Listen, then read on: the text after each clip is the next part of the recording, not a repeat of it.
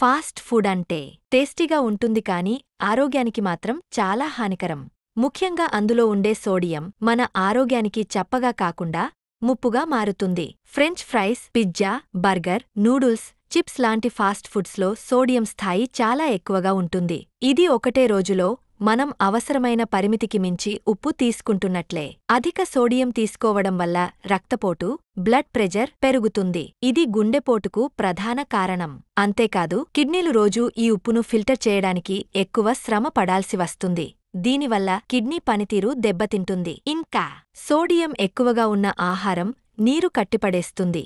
ఫలితంగా శరీరంలో ఉబ్బసం, కాళ్ల నొప్పులు, నీరసం కనిపించవచ్చు. ఓ సగటు మనిషికి రోజుకు 2300 మిల్లీగ్రాముల కంటే ఎక్కువ సోడియం అవసరం ఉండదు. కానీ ఒక్క బర్గర్లోనే 1000 మిల్లీగ్రాములకు పైగా సోడియం ఉండొచ్చు. ఇక నుంచైనా ఫాస్ట్ ఫుడ్ తినేటప్పుడు మనం ఒకసారి ఆలోచించాలి. టేస్ట్ కోసం ఆరోగ్యాన్ని తాకట్టు పెట్టాలా? అలాగే కాదు కదా. కాబట్టి హెల్తీ ఆప్షన్స్ వైపు మళ్ళండి. ఉప్పు తక్కువగా ఉన్న ఇంటి ఆహారమే నిజమైన శక్తికరం.